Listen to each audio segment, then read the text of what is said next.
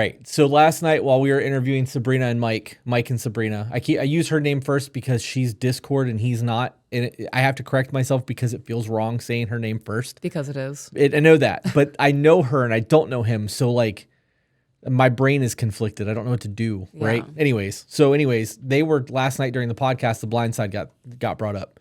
Is this a video or is this a document? No, that's an article. Okay. So I got it pulled up on my end. So I don't know how much you guys have heard about it. I just recently read it when you told me to look into it. But I've watched The Blind Side. It's a great movie. It's like Academy Award winning.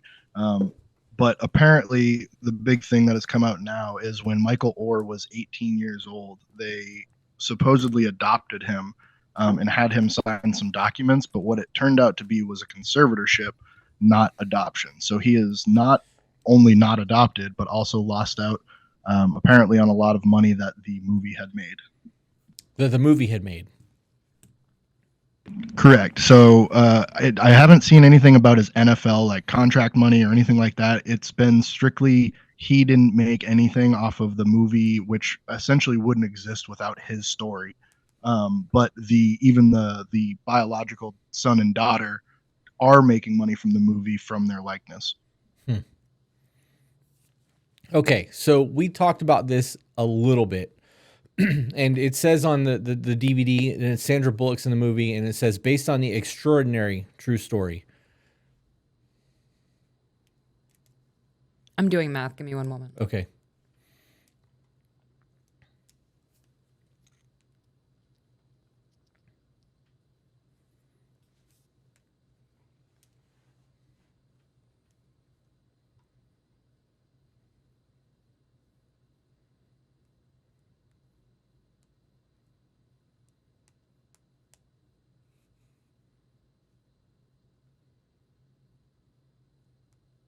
This entire thing is wild to me. So even with the conservatorship, right? Like because I haven't read any of this. Did you read the whole article, AJ?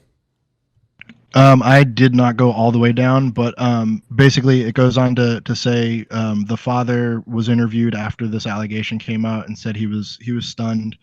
He claims that they made no money off of the movie, only a share of proceeds from Michael Lewis's book, which was the foundation for the film. Okay. So my thought process on this entire, what were you doing math on? Okay, so The Blind Side came out in 2009. 2004. That's what this said. 2009. Okay.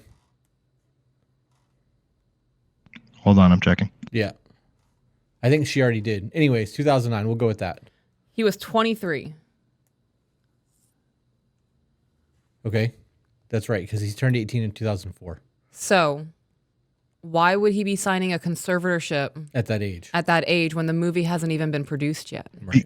Because of his athletic abilities. He was a football star. He was drafted by drafted. The couple that adopted, quote unquote, him helped him get into a D1 collegiate school for football. Pause right there. That's where my issue in all of this comes in. He got in because of them. Because of them. Yeah. Right. So regardless of a conservatorship or adoption or not, if this family did not come into this man's life, would he have made it to the NFL? That's my question. Because if the answer to that is no, and they took him under their wing, regardless of the dealings that happened, he would not be where he is today if it wasn't for the generosity of this family or the business sense of this family if they actually intended to do this man dirty. He is a multimillionaire. He's a fucking star. There's been a movie made about his life already. Like, at what point do you not just go, okay, like somebody got over on me, but my life is that much better because of it? There's a moral dilemma in this. Like, yes, the people may have done some shady shit, but like, I'm a millionaire. So how does that work? So the article goes on to say that Mike didn't grow up with a stable family life. When the Toohey family told Mike they loved him and wanted to adopt him, it filled a void that had been with him his entire life. Discovering that he wasn't actually adopted devastated Mike and wounded him deeply. Okay, I can see that. I can see that. I can see how that would affect somebody's mental health and like where the problem would come with that. How did that come about though? Because when you're an adult like that, to find out that they have conservatorship and not an adoption, I want to know how that came about all when this did he time find later. out? Right. Did he find out 5 years ago? Is this recent developments and he's trying to expose the family because he found out 4 months ago? This says From what I understand, that seems to be the way it's played out, because everything's saying all these like quotes and stuff are coming directly from the petition to the court. So I think I don't, maybe he didn't find out right now, but it's being brought to light right now due to the lawsuit that he has going from the movie proceeds. That's wild. I wonder if he has some sort of financial trouble. And like maybe he doesn't have the money that we think that he has, and maybe that like because the whole Britney Spears things, like her parents supposedly took a lot of her money. Oh, that's not supposedly. No offense to Britney Spears, but I don't give a shit about that whole thing. So like I've never taken the time to read into that. I only know because like there's people that are around me that are Britney Spears fans, and I've heard them talking about it. So you obviously know the story. So did they actually take what? So fill me in. Okay, so. Because she got started as a minor, there was a conservatorship. Into adulthood, because of her mental breakdown, I believe the conservatorship was instated because of the mental breakdown. Okay. One of the two, I can't remember. But that conservatorship was just dismantled a year or so ago. Like, she's well into adulthood at this point. But they were claiming mental illness. They were doing a lot to her. So she doesn't have money saved? Like she has money, but it was restricted.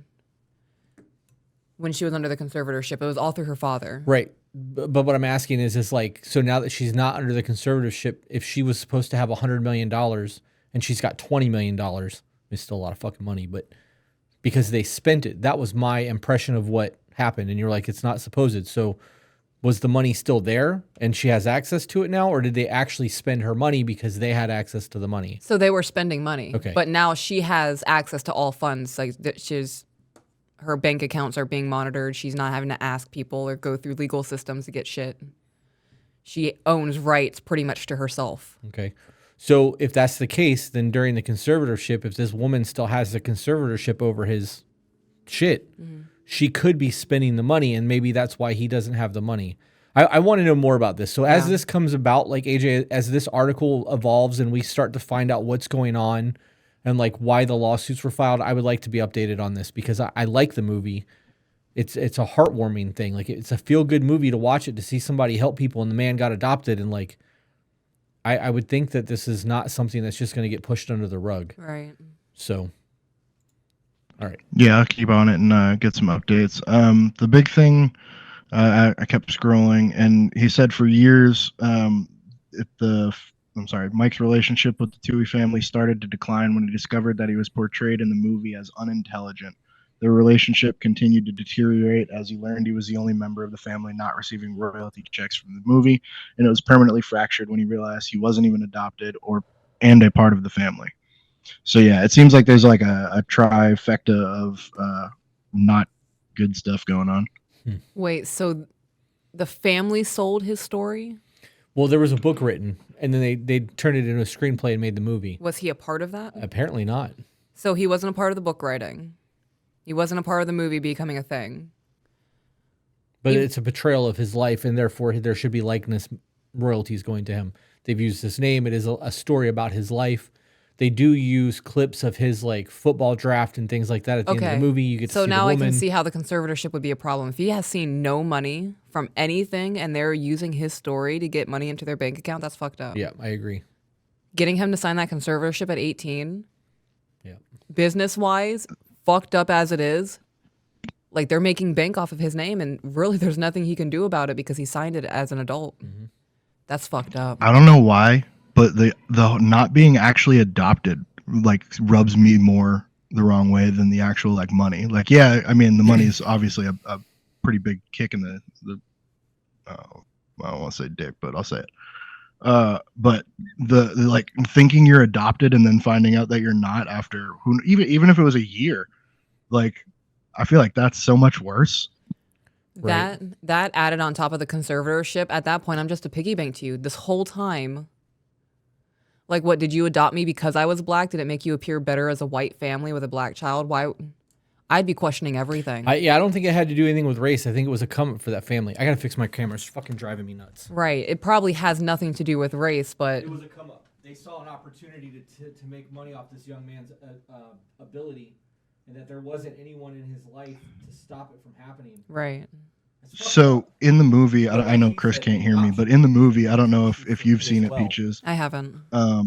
Way better. They have an issue where in the movie that they go in and they have an issue with the college because of the recruitment process, and the Tuies, the family that supposedly adopted him, are boosters for the football program. Mm-hmm. And in the movie, they even have a part where they have to go in and there's like a small investigation, like, did this family persuade you to go to this college because of their football program that they get? Obviously more like boosters usually get some kind of kickback, or they're paid employees of like the entirety of the football program. And a lot of these people will go out and scout and try and take them away from different colleges or persuade them to go to their college. So even in the movie, there was suspicions that they were doing it for the benefit of not just themselves, but the college that they were alumni for and that they were boosters for. Was this the old Miss thing where? Yes. Okay. Yep. Ole Miss. Okay. Yep. We'll have to watch a movie. It's a good movie. Okay, wait. So I want to make sure I understand properly.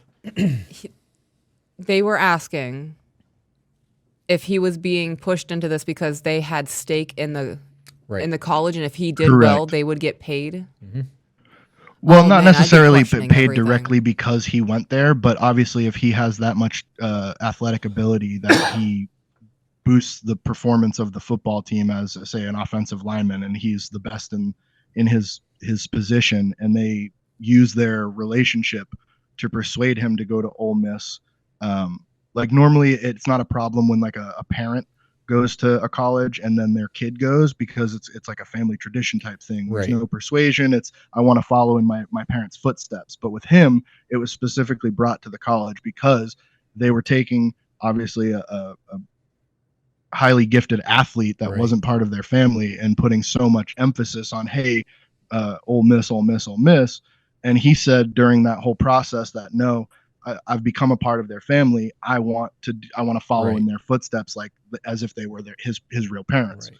So, I mean, that controversy of doing it something for their own benefit has been there since even the movie came out. It was included in that. Right. This just adds on top of that level. Yep. That's fucked up. Do you know if college kids are allowed to have sponsorship deals and shit now? Because for a long time, so I believe a paid. few months ago, and I'm not positive if it went through, but for the longest time, you were not allowed to take any payment, sponsorship, not $1, not a free sandwich. Collegiate athletes are not allowed to take any kind of kickback for just being an athlete. Now, they can't use their likeness, like NCAA college games, like video games. Athletes get nothing for those. I believe, and like I said, I have to double check if they actually push the like NCAA rule through that they can now, like TikTok and stuff, because it's so easily to get monetized with athletes.